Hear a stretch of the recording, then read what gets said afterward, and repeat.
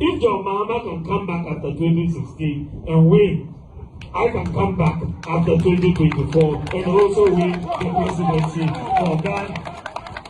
I can come back and win. Bawumia, eka sasem yi no. We are sure so mo maka omada de and the omada obo Kennedy wanyane. Wasore ogina pintin. They say bema wasore na pa ni tedua no. Ejina ho hurigaru. Ejina mu ye pa na adan ya. Kennedy adan ade ba asema. Ozi hwe. Me da ya sumu ye ba akopeu. 2028 December 7th. You better to we any declare no na dina ye declare no. Kennedy okompre ko hene Agyapong. Abaya MPP betway or two free so or two free form or two free people. We are smelling power. We are smelling. What are you going to do different? What are you going to do this time around? Oh, like my presidential candidate explained. Because President hand over manual and that's not happening from 1992 up to date. So I'm going to hand over to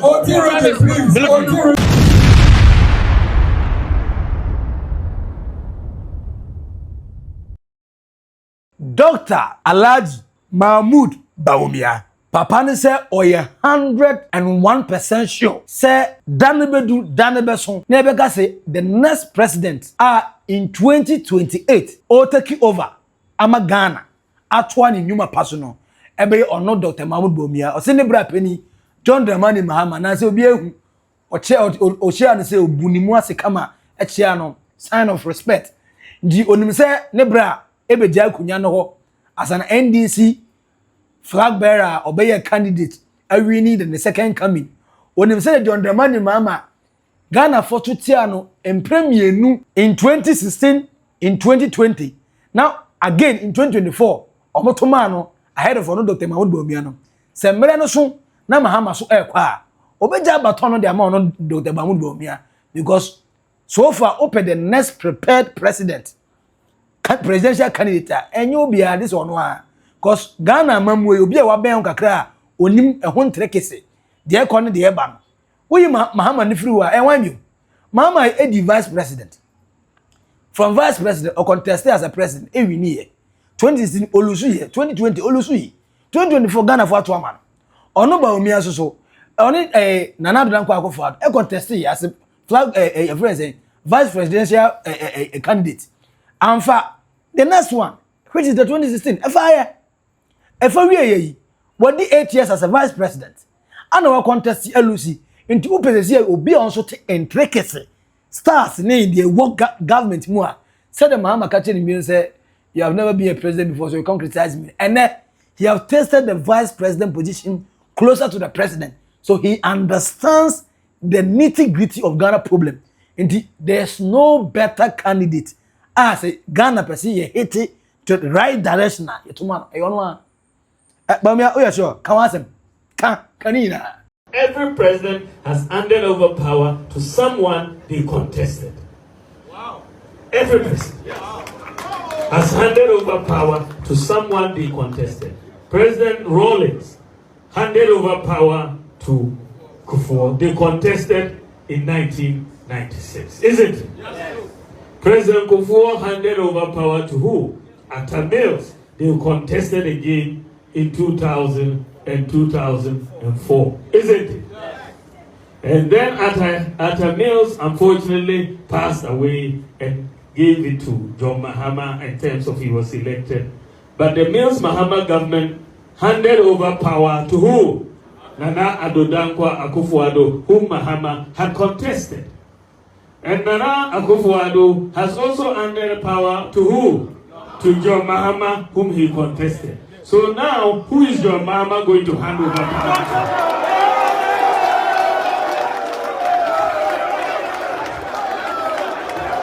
Yes, Bawumia na fire, down water too, or so on one nedru so akunya the swan nedru nti we dey first year and mommy, and what the same thing society. But we know say we experience what tasting defeat, what tasting vice president and onim owini a the obetima we see we na tamfo. Ohuna dam say John Mahama ahuna tamfo ahuna dofo no sa pepepe say won say nka me ba ya nka bia nka me ntimi ni ba say e metima ye ni say won what government na say ye ti say no the next person or a prominent and nice candidate o metima bu adwuma no ama Ghana no eyo no Bawumia eyo Bawumia wey eye naked truth or old burger trends making sure say over subscribing our like in our share now comments no fuck to comment section na say na Bawumia e ka say asem yi no we are sure say o ma maka o mada de ene o mada obo Kennedy si wanya na wa sore ogina pintin they say be ma wa sore na pa ni tedua no ejina ho hurigaru ejina mu ye pa na adan ya Kennedy adan ade ba asema o si hwe me da ya sum ye ba ko pe o 2028 December 7th ye betu awie ni declare no na dina ye declare no Kennedy okompre ko hene Agyapong na 2029 7 January je de be wura Parliament of Ghana ni aso ni aka kase ai Kennedy okompre ko hene Agyapong I swear as the president of Ghana to uphold and defend the good name ono be ono Kennedy Agyapong am say Bawumia yi say obedi Kennedy yi say onso aduru no so onso obedi Kennedy say chirem the entire office onso aduru so Abaya MPP Patriotic or two free so or two free form or two free people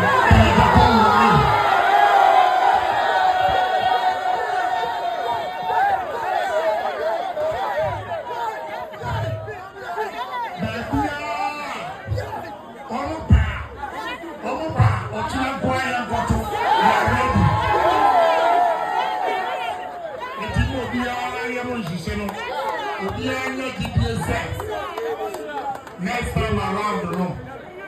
You can either want you to have been now in Japan. I believe the party no. I believe this one. I believe this one. The only general election. I'm an MPP.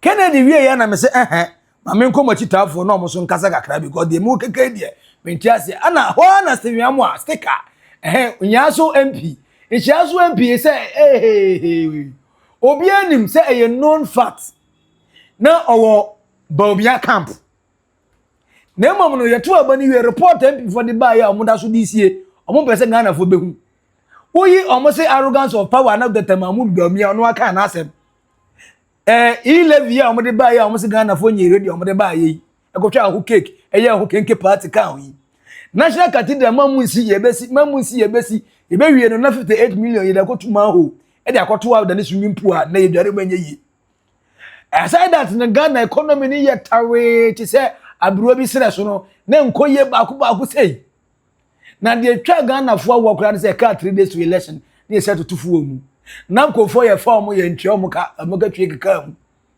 enti so always have factors when na na momu si ye na when as we am say akwa no dia ba ku mu ada wan kan no ana say se ka de he o say report na Peter Manu ko mu de ba he no yes say one of the factors say Dr. Mahamudu Bawumia oye nkremoni number 1 number 2 o say yesreni first of all the first time in the history of MPP since 1992 from Adubuahi President John Mahama to Nana Dankwa Akufo-Addo the next candidate what ban say obetuma president from the MPP or Muslim and Ordinary Bawumia and in Ashanti region low turnout no factors ni me say no a Muslim another factor say Islam ni and the omanti man convince amanfo ye part of the reason why omulusu election fufufu and to switch come back to Kennedy Agyapong say Kennedy nim say Kennedy the boss Kennedy friend akola kai say Kennedy ekotena radio so krabu fuyi yabo semi amwa so ono semi amwa no kra ke kana wonsem bi okano wo say me boss na wadwa me but me tiase ba na mitimi nhwete because they say 2 years ago obi adi can make me intention clear na say Dr. Mahamudu Bawumia o sha say na ope akunya na 2020 they sha say prepare no dynasty mi amwa say wadi kan adedicate any time they ama Bawumia but after so friends and any some Muslim friends and northern ticket na you can say amwa no was switch back to Kennedy into the right person na enye just obey Flagbearer there man be about to us president. There's no other person than Kennedy Okumpreko Ohene Agyapong. Sticker, waka wasem yanga se me kasa dodo. Fire! I am going to tell you why I have switched camp. Because some people call me, some call me before God on the phone. If they are pretending, I don't know. They seem to be crying, some threatening me, some even send me messages. Why have you left A to B or for B? Anybody that has been very close to me or with me knows that I may be wrong, but I can never be induced by anything materialistic. I was not born for that. If I have to eat gari all my life because of the truth, I don't care. But because of that position, I've always been blessed.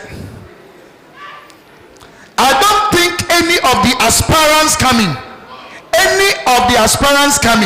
I can stand here and heap scorn and treat them with contempt because they are great men. All those contesting on the ticket of the new Patriotic Party, individually, as a group, as a team, they are great men. I cannot, and I'm saying from the bottom of my heart. But let me tell you, you can choose to accept or not. But between you and your God, if I'm speaking the truth, you know. We have two kinds of people. We have two kinds of people in the world. We have those who, when they are convinced this is the truth, their intrinsic motivational factors, inbuilt motivational factors, keep them, and if you cut their neck, they stand for the truth. And we have those, because of their individual interest and material needs, they don't even care about the truth. Choboy! My lecturer, teacher, enti o jeno obi kasa how. Mo amowo gate ho mo kasa mesremo. Pam chomo hu me mobo. Why? Because Ghana no dey ntia mani abre no enkrofo tin trododo. Especially this age of social media platform. All of us know that the social media captions and code cards, most of them do not represent the truth. But because somebody hates you, he sees a headline, then he started insulting you. Especially if it doesn't go for him. And that's why I want you to listen. We went on the polls. I didn't support Honorable Kennedy Agyapong. Everybody knows this. In fact, he got angry with me. Ask him.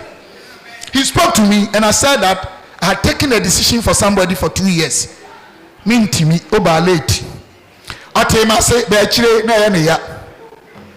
yes, sticker na church ni semu denti a wofri Bawumia camp Ediaba Kennedy camp o say sika ntimi nto ono ne conscience na adwumu ye fine to say so clean ideas here at the fita am emu da wan no emu da ho clear. I say uhe oboga trends on YouTube no bibia ye kama bibia ye fine video no quality ni wo soro sa na tie na adwumu da ho on man physical bia meto no nkwa na ewe say na nkremosum ni no de nsem ya mode ebeboa mu ni ho na Bawumia say obechire amanfo kasa too much o say mo Stephen friends reverend in team for you onu kura o reverend ni constituency me Bawumia menya bi che no amanfo amoke kan say oye muslim oye nord nantina worry moboa no kura bi anim no factors na moboa ye no arrogance of power levy hardship no na ham na enye so yenkremu ni ntia na adan ya zongo ye koy ne vote so tiye srem ye vote so tiye o sa na emu nyanya no kre Bawumia se enye no kre da Bawumia chirem na stay kan fa ne ho ani. It is very, very important therefore that we don't allow people to come in with explanations that are not factual, that are made up, and that divide our party. We are a united party, encompassing people from all ethnic groups, all religions, and we are part of the elephant family. It is therefore very important that we do not allow people, for the sake of political advantage, to break us apart as a party. I'm saying this because recently people are going religious and tribal. People are going religious and tribal. That is dangerous for the new Patriotic Party. It's very dangerous for us if you go in that direction. What is clear and is stated in black and white in the Okwei report, as well as all the other studies, is that religion and tribe were not factors in the 2024 election results. They were not factors. They were not factors. We should not try to inject to say that Christians will not vote for Bawumia. My 4.7 million votes were there only Muslims who voted. It's not possible. They were all who voted for me. When Kufuor lost, did we say religion? When Mills lost, did we say religion? When Nana Akufo-Addo lost, did we say religion? No, that is not a factor. But people want to make it a factor for political reasons. For political reasons. If in fact that was the case, I wouldn't have contested at all. I would have stepped aside if that is the case, because I'm not a selfish person. I value the party. Ayo, enye, mujejereje, nani ya nokofa bayo, mujejereje, mujejereje, MPP for yenim. The same no mukana we akanta. Ahwe bedru mu 31st January there. Na party ni mu achamiansa. Na onye na Martin Kegbu say o wasem ka. O se kan ni say ni MPP ni ba ni na. Ohuso. Ohuso. Because so far John Mahama Duma obono. The next NDC Flagbearer obeba no obenya ne fala. Ase asewoni o sa feeling. Obemwawe abra onye ukapre asewoni osafili madam fu biko fa asewoni ma ne squati ye odroso jusugu no wie ne free sada no asewoni sha say de chen free nti sa pepe na akoye osi de Mahama eye so far no otwaso ekosi 2028 edis ni bia obabia no eye prekka obabo MPP ni nato say sadia any MPP should be preparing a candidate obetima contest for 2032.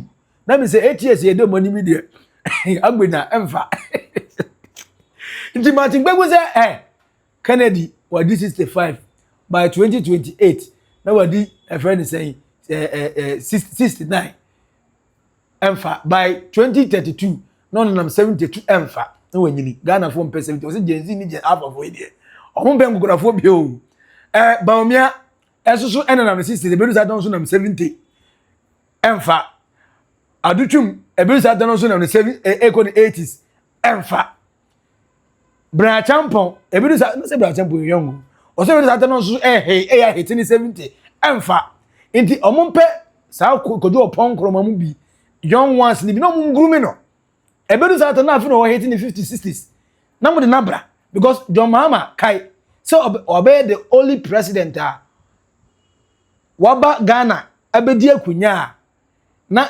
Ghana na anyini chen Ghana enya na independence ne fa in 1957 John Mahama ni asenze ne 2 years 1959 asene ye wo no inti sa wo ha papai we young Ghana for penny bi anie still oda so won 60s mu ni so we say the point is here Ghana for to be related to no also what the difference between bringing the new world to the old world because or a millennium our who Gen Z asabe who Gen Alpha 4 inti MPP mu fa sa candidate member sa 2032 no Gen Z for no Gen Alpha omonto mamo Martin Kegbu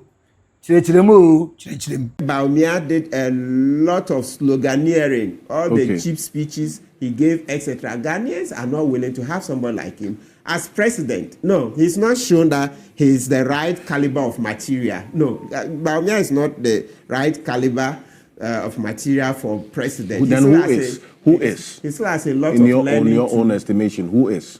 In the NPP. Look, to be very blunt, let me say that in the NPP, I don't support Kennedy Agyapong either, and not Adutwum. All of them, no. I think, look, there's a lot of wisdom in coming down to those guys in their 40s. NPP should look at the MPs, those in their 40s, and give them an opportunity because, look, something is very clear. To take, I don't even know. Look, MPP doesn't stand a dog's chance of winning 2028. Why? So if you are taking 1.6 million votes, it's not easy to wipe that out in one electoral cycle. Yes, Martin, we will say more kind of brofono. And I'm a chill mochino. Come, say MPP for target no year 2022. Now, do man NDC born there? Agwena, Panawa, Papa, I say an Indiano. Fun fatana. This is my naked truth on it. Truth be told, the NPP, I think, I say, omo rush power. I say, omo free kunya so omo nkeka omo bi. They want to get back to power and them. Look, there's no problem with that because I think say a political party and but I say every political party believes so on the best. And Obia Jitum say the best interest of Ghanaians enti an to me.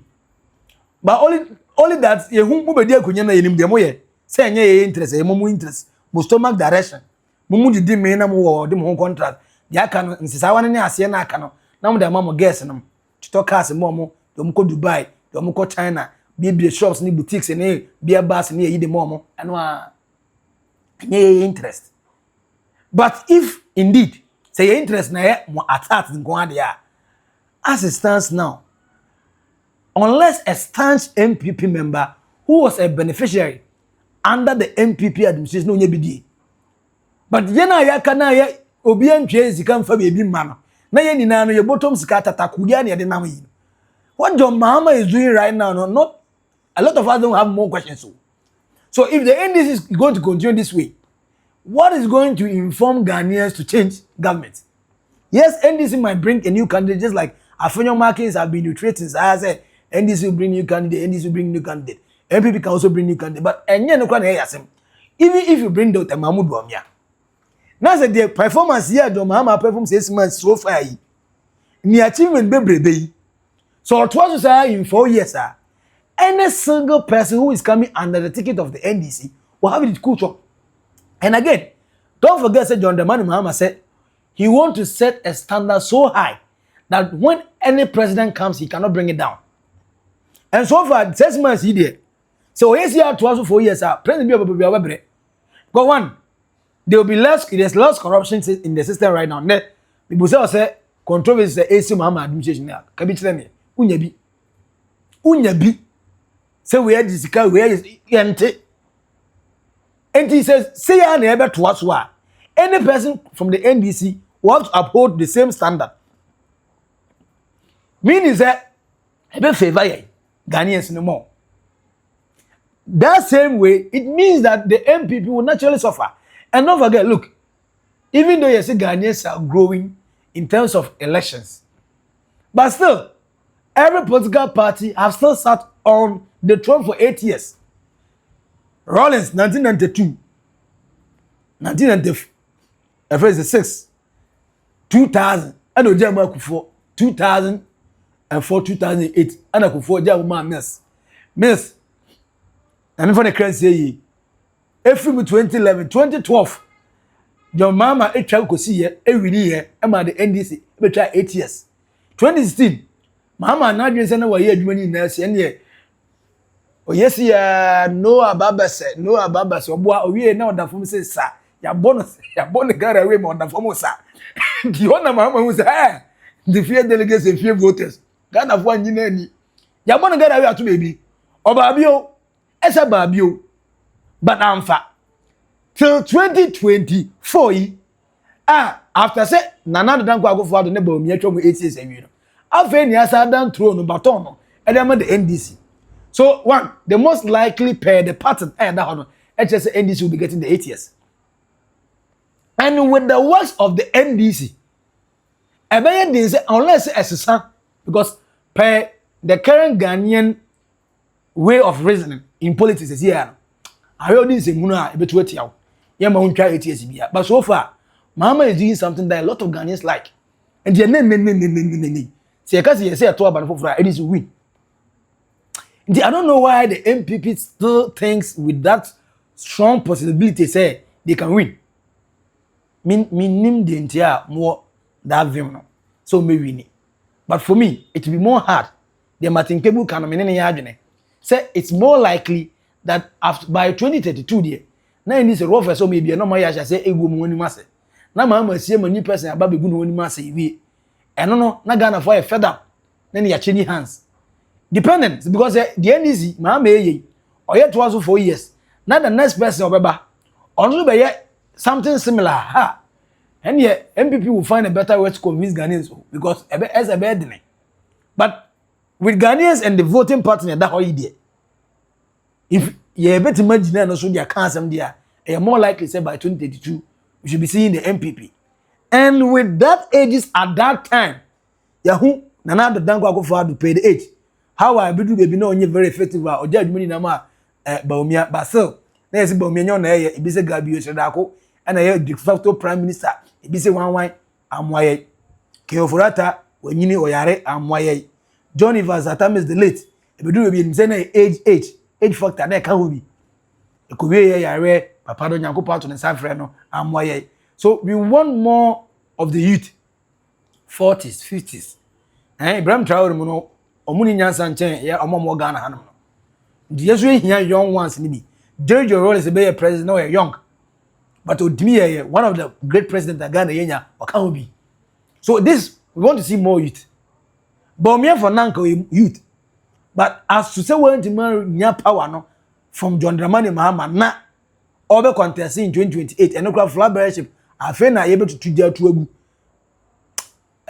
MPP for Montumwase mo last kakra na mo ncha se prepare a candidate on be just a Flagbearer but the president just the way you people have been saying it Montumwase na mo prepare way me naked truth wo also there any there him fatal comment section as a former me who say MPP will be returning to power anytime soon na Dr. Mahamudu Bawumia say onim se ne bra pani John Mahama afa de waje atum se papa no ebo adwuma but oje adwuma no wie a 2028 obeda baton de ama no kan se obo aka wonu tum na ye me Kennedy Agyapong me na me ba 2028 engineer Flagbearer to ne de ye be kwa gosi yeguda owie no Stephen Amwa sticker say Bawumia ye Muslim osa ye northern emwa Bawumia se munyae northern sem ni srem no ene nkremo se emwa ye na say ye no pa na ye gina so a nga reverend team for the onko no the constituency ka me Bawumia manko wi ni bi grant chen no enye no kreda say Ashanti fo anto ama me bi go me srem ni enye no kreda say zongo fo anto ama me bi go me srem de bi monto aba ne mame as a Flagbearer the MPP na meko akoko wi ni by 2028 we Martin Kpebu say mompe young boy mompe obi o ye young na mom forget 2028 because MPP is not coming to power in 2028 aye we be 2032 Satan no namanya a strong candidate or a young guy Gen Z Gen Alpha ni millennium for no ye na ebete na se na ebeto aba ma no na masa back to power fire no aye heat for comment to comment section na say edi no aye maxi billion make sure say over subscribe over like na wa share amonia anya bi ahwe makao bye bye.